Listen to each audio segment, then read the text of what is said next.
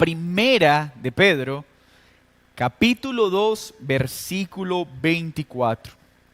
Primera de Pedro 2, 24. Quien llevó él mismo nuestros pecados en su cuerpo sobre el madero, para que nosotros, estando muertos a los pecados, vivamos a la justicia, y por cuya herida fuisteis sanados. Leámoslo nuevamente. Quien llevó él mismo nuestros pecados en su cuerpo sobre el madero, para que nosotros, estando muertos a los pecados, vivamos a la justicia, y por cuya herida fuisteis sanados.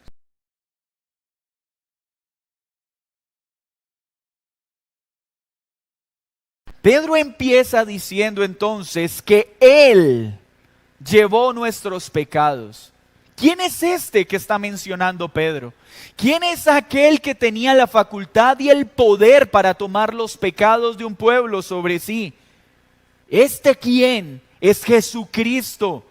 No olvide lo que significa este glorioso nombre, Jesús, el que perdona los pecados de un pueblo. Y Cristo, el Mesías, el ungido para salvar.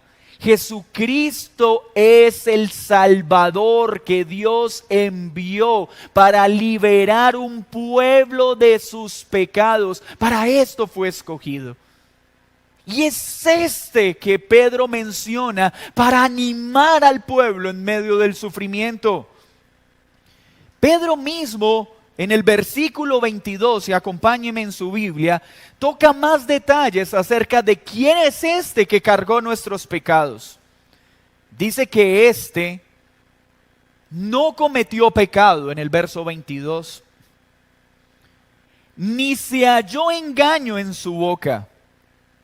Jesucristo es el único que ha habitado en este mundo sin cometer pecado.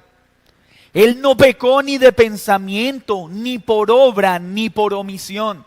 No hizo ninguna clase de mal y siempre, cada día de su vida, hizo el bien que tenía que hacer.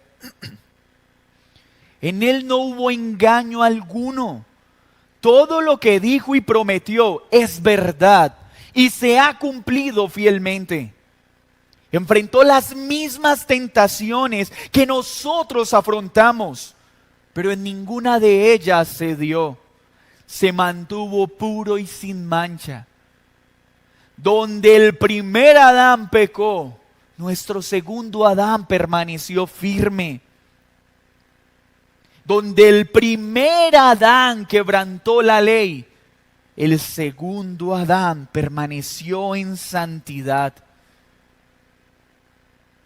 Cuando el primer Adán pecó intentando engañar a Dios, escondiéndose y evadiendo su responsabilidad, el segundo Adán siempre habló verdad y sin engaño.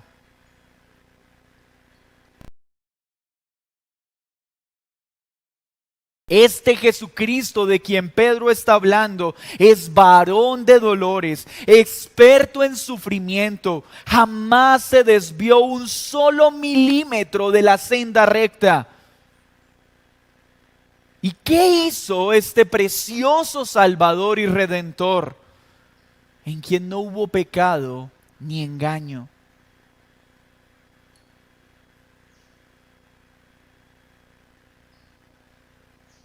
Llevó los pecados sobre su propio cuerpo. Pero no es Dios. No pudo haber hecho que otro muriera en lugar de Él.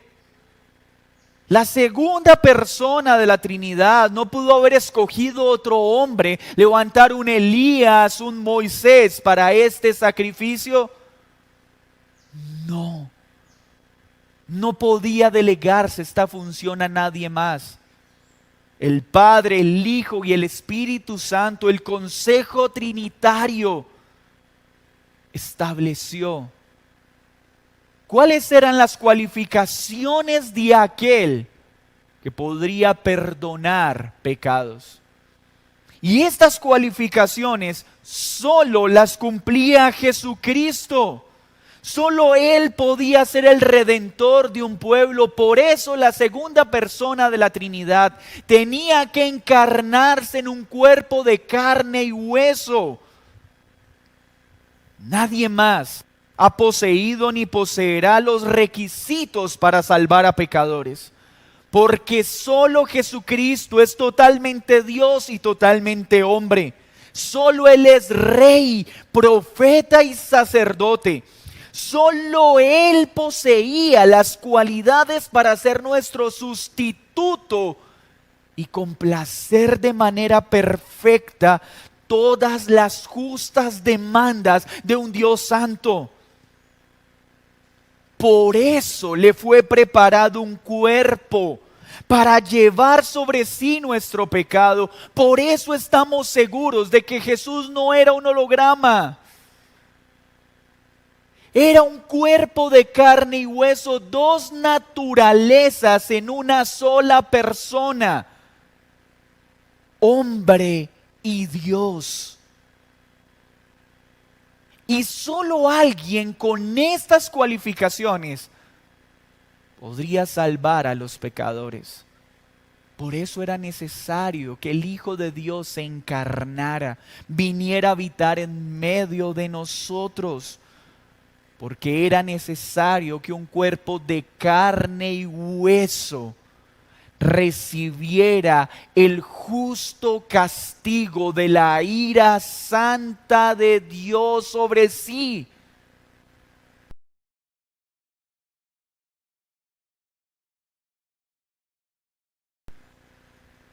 Además dice el texto que Jesús lo hizo de manera voluntaria. No fue una tarea que se le asignó contra su voluntad. Fue un acto de voluntario amor. El Padre lo envió. Él voluntariamente se entregó sobre su humano cuerpo. Escuche esto. Su cuerpo de carne y hueso tomó sobre sí nuestros pecados. Cada violación a su santa ley, cada mentira, cada homicidio, cada adulterio, cada crimen, cada perversión que cometimos, Él la tomó sobre su cuerpo. Piense por un momento en todas las maldades cometidas. Piense por un momento en todos los pecados cometidos contra la palabra de Dios y contra su santa persona.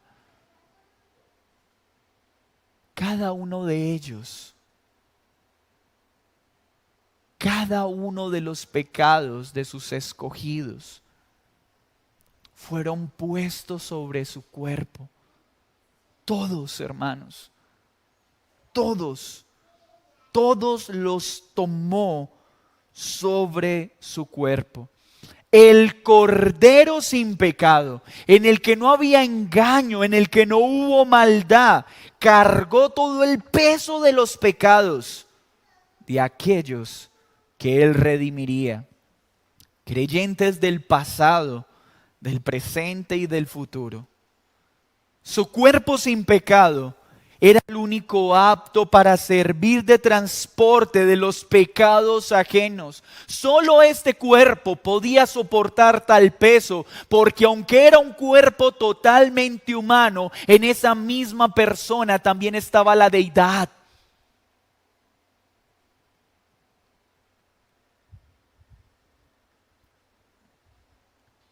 Solo ese precioso cuerpo tenía el poder suficiente para llevar todos los pecados de los escogidos al madero. Al madero. A aquella cruz del Calvario. el lugar más horrendo y despreciable al que podría ser llevado un hombre, lugar donde llevaban la escoria de la sociedad. Fue allí donde Él, Jesucristo, voluntariamente llevó su inocente y puro cuerpo.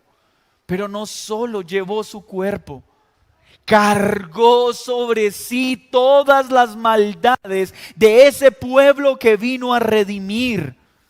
Cargó sobre sí pecados que no cometió. ¿Y saben cómo lo hizo? Dice la Escritura, en total silencio. No renegó, no cuestionó, no se retractó de su meta, aunque no obtendría ningún beneficio para sí. Jesucristo tomó sobre su cuerpo los pecados de un pueblo para salvar a pecadores, para beneficiar a pecadores, porque Él no adquirió nada que no tenía antes, porque Él es Dios.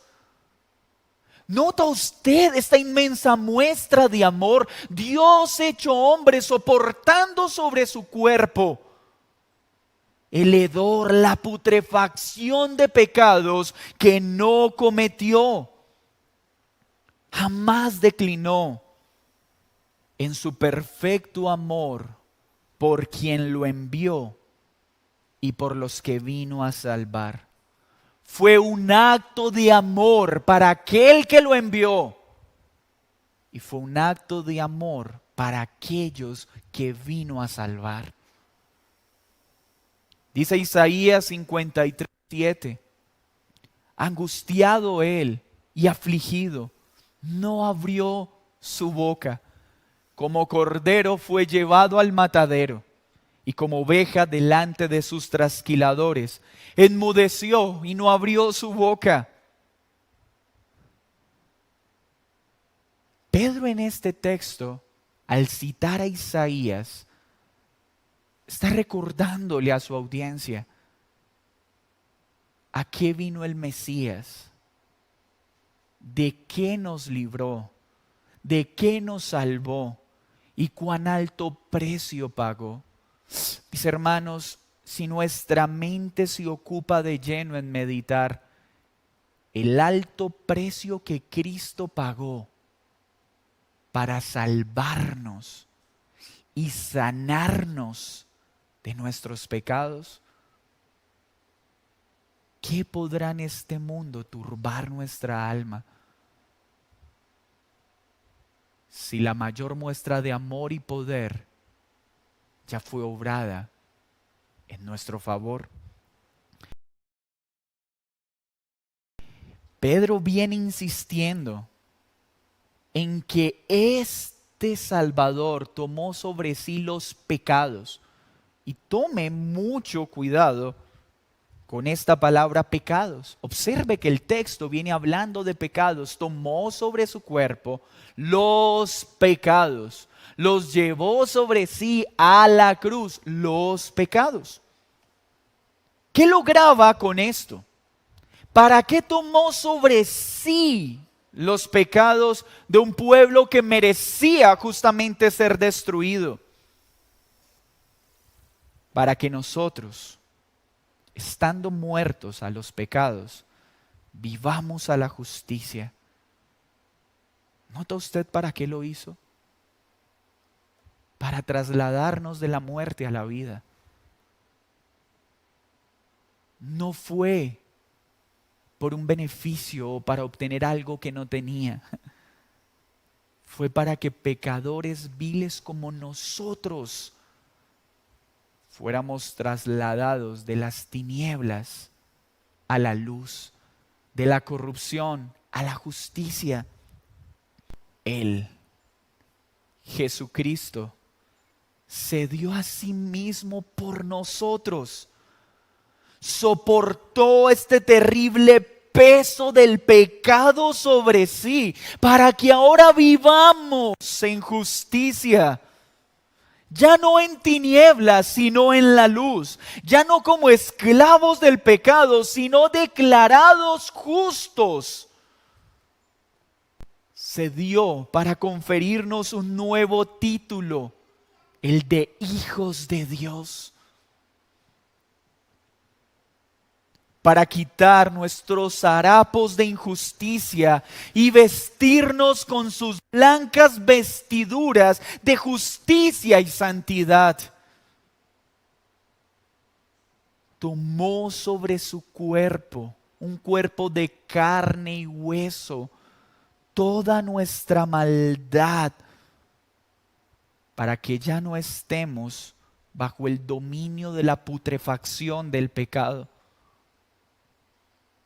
Ahora somos arropados por el grato aroma del perfume de su vida santa. Cuando Dios se acerca a nosotros, ya no percibe el hedor de la putrefacción del pecado que nos dominaba.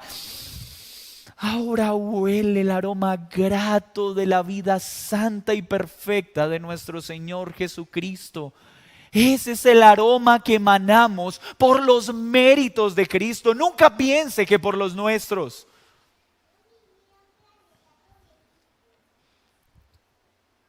Su obra redentora, esta obra en lo alto de la cruz, en aquel madero, en el monte del Calvario, dio un vuelco a nuestro caminar.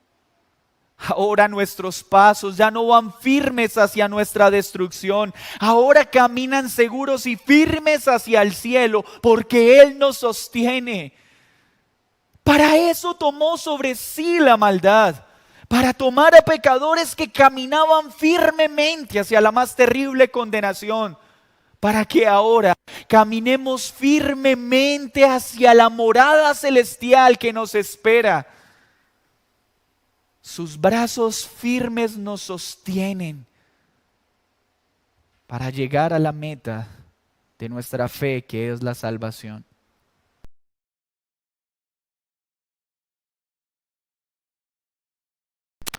Pero dice Pedro, fue su herida por la que fuimos sanados. ¿Y por qué lo dice en singular? ¿Cuál herida? ¿Sanados de qué? Jesús afrontó innumerables dolores. La noche en Getsemaní, la hematoidrosis hizo que sudara gotas de sangre. Fue tal el peso del pecado, de aquello que tenía que afrontar, encontrarse con la justa ira de un Dios santo, que su piel sudó sangre, debilitándolo de tal forma que bastaba con que un dedo rozara su piel para que su piel se desprendiera por completo. Fue abofeteado, azotado como el peor de los bandidos siendo inocente. Cada azote desgarró su piel con la misma facilidad que un dedo desgarraría sus carnes por la debilidad que tenía. Fue hecho pedazos en su carne. Fue traspasado por una corona de espinas, clavado vilmente en una cruz, traspasado por una lanza en su costado. Sin duda, todas estas heridas las soportó para sanarnos. Pues dice Isaías 53:5, mas el herido fue por nuestras rebeliones, molido por nuestros pecados. El castigo de nuestra paz fue sobre él. Nuestra paz requería que él recibiera el más horrendo castigo. Por su llaga fuimos curados. Y ya veremos esta parte. Estas heridas sin duda obraron para nuestra bien, pero fue esta la herida más importante por la cual Jesús fue turbado en su alma aquella noche en Getsemaní? ¿Será que Dios, hecho hombre, sería turbado en su naturaleza humana por los sufrimientos que padecería en manos de los hombres? Sin duda, esa no era la herida que más perturbó su alma aquella noche. Pues la herida por la cual seríamos sanados sería la que ocasionaría realmente la muerte del Salvador. Y esta herida fue la que ocasionó la justa ira de un Dios santo, santo, santo, moliendo por completo su humanidad por causa de todos los perversos pecados que Él voluntariamente tomó sobre sí. Esa fue la herida que trajo sanidad, que trajo paz a pecadores como nosotros. Ira que fue descargada justamente con toda vehemencia sobre aquel Cordero que voluntariamente tomó sobre sí los pecados. Y así tenía que ser, porque la condenación, la paga del pecado era muerte, condenación eterna. Fue ahí en el madero cuando toda la ira de Dios fue descargada sobre los pecados que estaban en Jesucristo, quedando así saldada nuestra deuda y propiciada perfectamente la ira de Dios. Satisfizo plenamente la ira, quedando saldada nuestra deuda para siempre. Como consecuencia de esto, fuimos curados, fuimos sanados. ¿Pero sanados de qué? De la enfermedad que aqueja nuestras almas, del pecado. Es esto lo que está en la mente del profeta Isaías cuando escribió Isaías 53, y es lo que está en la mente de Pedro cuando escribió estas palabras. Sanados del pecado, porque esa es nuestra enfermedad. Y Pedro clarifica muy bien lo que Isaías profetizó. Por eso Pedro dice, Jesús en la cruz nos sanó ¿de qué? Del pecado. Él viene hablando de pecado. Él no está hablando de enfermedades físicas, hermanos. Si el problema del hombre hubiera sido su salud, pues Dios no hubiera enviado un redentor sino un médico. Cristo se entregó en una cruz no para sanarnos de las enfermedades físicas, sino para librarnos de la enfermedad del alma, la cual se llama pecado. Porque es esta enfermedad la que destruye todo en nuestro ser. Es la que pudre cada partícula de nuestra humanidad.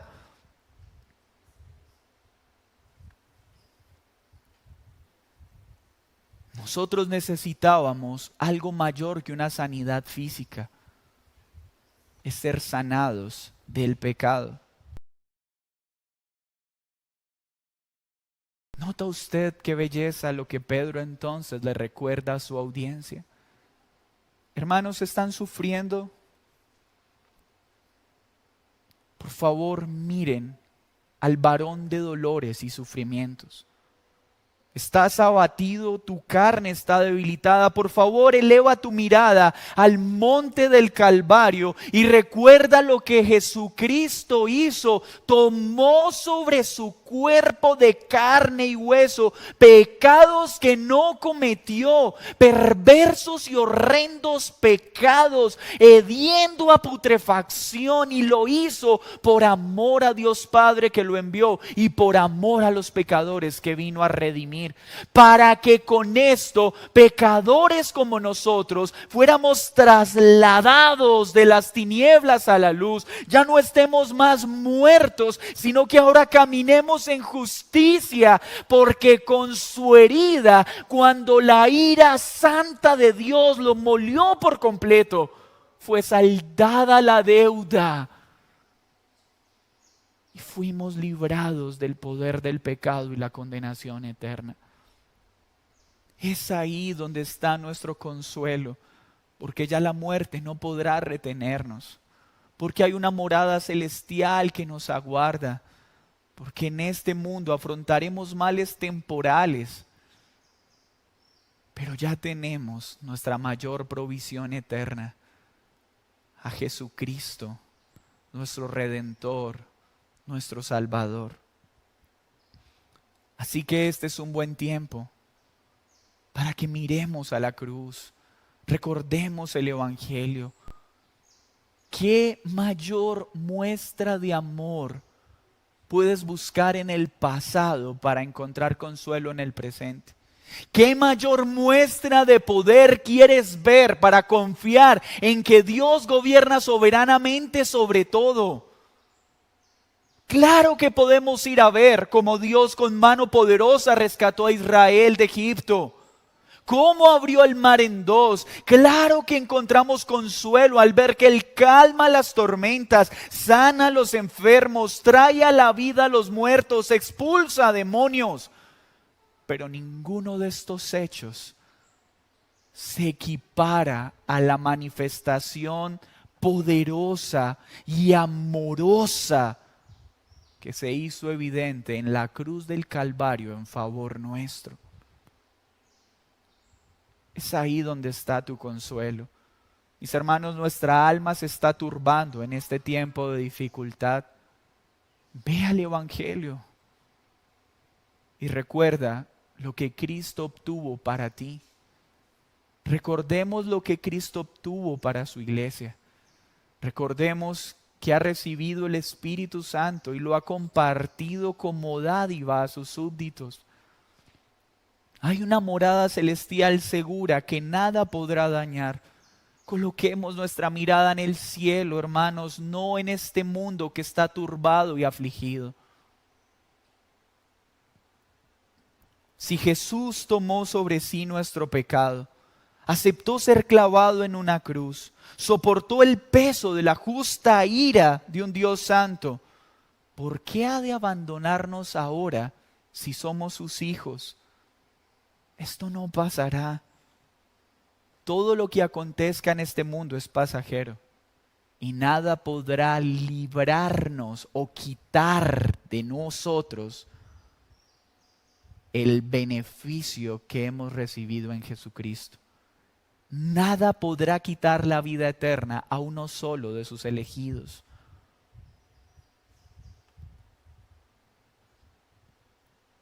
Este mundo y Satanás solo puede privarnos de bienes temporales, mas nuestro bien supremo está en Cristo. Él es nuestro consuelo, Él es nuestra fortaleza, Él levanta al alma abatida, pues ya resolvió nuestro mayor problema. El problema que teníamos con el pecado. Ahora somos hijos, hijos de Dios. Ahora Él nos asiste para que permanezcamos firmes hasta el final, pues está sentado a la diestra de Dios Padre Todopoderoso, intercediendo eficazmente por su pueblo. Pero este beneficio es solo para aquel que ha creído en Jesucristo. Tú que me estás escuchando, ¿por qué vivir un día más privado de este beneficio? ¿Por qué perder un día más bajo la putrefacción del pecado? ¿Por qué seguir caminando como un muerto espiritual si hoy puedes ser traído a una vida justa mediante tu fe en Cristo y un verdadero arrepentimiento? Es hoy cuando tienes que reconocer que has pecado una y otra vez contra Dios y su palabra. Que simplemente has hablado de Él de labios para afuera, mas tu corazón siempre ha estado apartado de Él. Este beneficio es para aquellos que vengan en fe y arrepentimiento. Ve hoy a Jesús. Reconoce que has pecado. Reconoce que estás muerto, que estás destruido, que el pecado ha dañado cada partícula de tu ser. Pero si vienes a Él, a Jesucristo, al que tomó sobre su cuerpo todos los pecados de aquellos que vino a salvar, a aquel que fue clavado en un madero y que fue herido por nuestros pecados, fue molido por la justa, santa ira de Dios. Si hoy vienes a Él, Él te traslada de la muerte a la vida y podrás vivir una vida justa. Ya no serás más esclavo del pecado. Ya no caminarás más hacia la condenación eterna. Ahora tus pasos serán dirigidos firmemente hacia el cielo. Cree en Jesús y serás sanado de tu mayor enfermedad, del pecado.